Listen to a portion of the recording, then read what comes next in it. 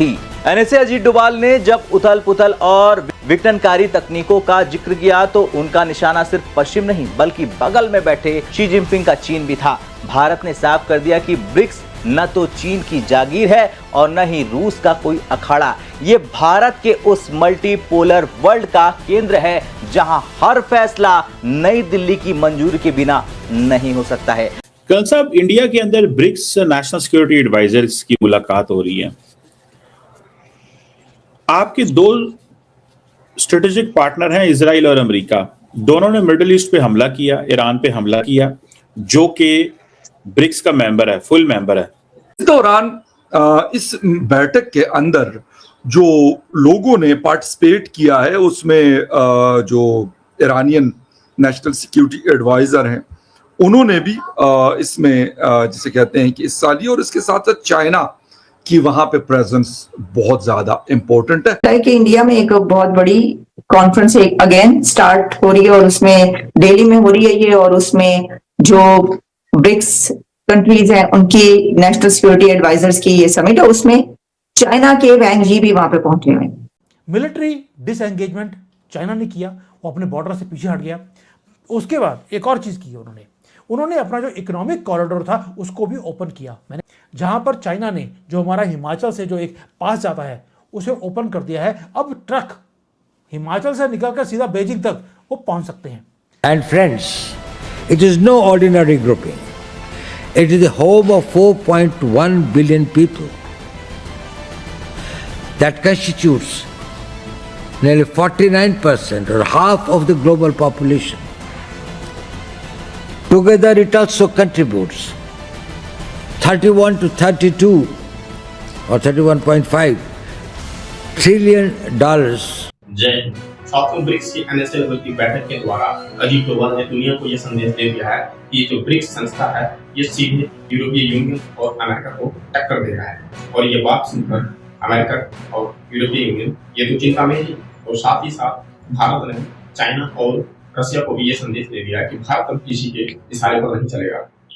अजीत डोभाल ने बता दिया कि अगर यूरोप के किसी भी देश को अगर भारत के साथ काम करना है तो भारत उस इशारे पर काम नहीं करेगा, बल्कि भारत अपनी शर्त रखेगा तभी कोई काम करेगा। और इसलिए जो ब्रिक्स की उपलब्धि है वो अजीत डोभाल ने बताया था कि ब्रिक्स देश की जो उपलब्धि है वो $30 ट्रिलियन से अधिक की इनकी जीडीपी जा चुकी है, जो कि यूरोपीय यूनियन को साफ चुनौती है, क्योंकि यूरोपीय यूनियन की जीडीपी सिर्फ $16-17 ट्रिलियन की ही है। यानी कि इसके माध्यम से ये बता दिया गया है कि अब दुनिया में ठीक है सिर्फ यूरोपीय यूनियन और अमेरिका की नहीं चलेगा, यहाँ पर और भी एक संस्था है ब्रिक्स, जिसमें शामिल देश ये निर्धारित करेंगे दुनिया में क्या फैसले लिए जाएंगे। और इसमें भी सबसे बड़ी बात कि भारत की भूमिका दुनिया के स्तर पर बढ़ने वाला है। अब भारत को यह दरकिनार करके नहीं रख सकते, ना किसी संस्था से और ना ही वैश्विक मंच पर लिए जाने वाले किसी फैसले से। और चाइना को भी ये बता दिया कि अब तुम अगर भारत के साथ सही से काम करोगे तो भारत तुम्हारे साथ सही से काम करेगा। और इसीलिए इस समय दुनिया भारत, चाइना और रशिया को एक साथ लेकर अचंभित है। इंडिया ने और ब्रिक्स ने क्या किया उस हमले के ऊपर? क्या वो सिर्फ मुलाकातें करते हैं इसी तरह जिस तरह हो रही हैं, या कि कुछ कर सकते हैं? क्योंकि सवाल तो लोग पूछते हैं ना कि ब्रिक्स है, इतना बड़ा इंस्टीट्यूशन है, भाई मकसद क्या है? अगर एक कंट्री है, पार्टनर कंट्री है, उसकी उन्होंने मार के तबाही कर दी है, और आप कह रहे हैं जी हम नेशनल सिक्योरिटी एडवाइजर्स मिल रहे हैं, तो क्या आज अमेरिका और इजराइल को कंडेम करेंगे ब्रिक्स एंड इंडिया?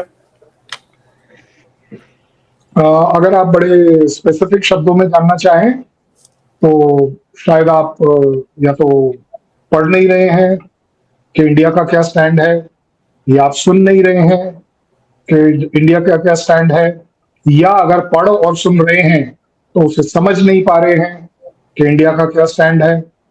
और अबव ऑल, इससे ज्यादा आपको मैं रीसेंट वो दिखा ही नहीं सकता कि यूएस के प्रेसिडेंट और प्राइम मिनिस्टर ने जब वो सो कॉल्ड प्रेस कॉन्फ्रेंस को जब एड्रेस किया, तो इससे ज्यादा और बुलंद आवाज हो नहीं सकती, जहां इंडियन प्राइम मिनिस्टर ने स्ट्रेट अवे कहा, दो बातें कही।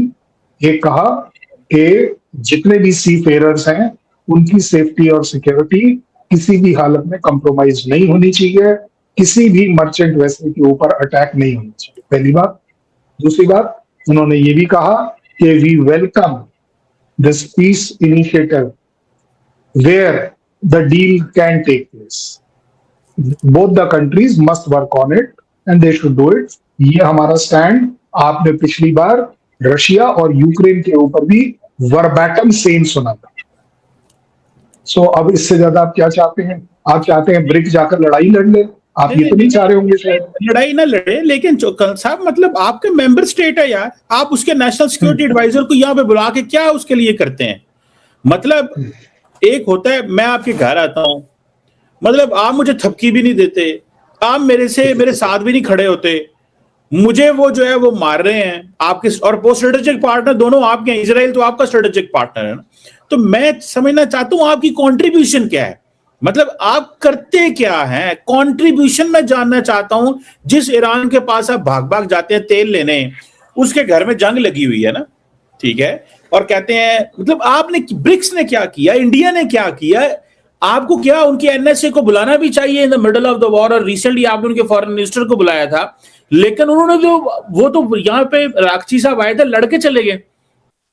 तो चाइना के अथॉरिटीज का वहां पे पहुंचना, वैन जी का वहां पे जाना कितना तो अहम है? क्या इंडिया और चाइना बहुत करीब आ चुके हैं? क्या बातचीत हो रही है? पाकिस्तान को भी इसकी बड़ी फिक्र है कि वहां पे चाइना जो गया है क्या चल रहा है, और साथ में जो है ये जो समिट है इसको आप कैसे देख रहे हैं? इस एक सिनेरियो में मैं देख रही थी, उसका थीम ये है कि इस वक्त जो चैलेंजेस हैं दुनिया में, और इससे वो क्या हासिल कर सकते हैं।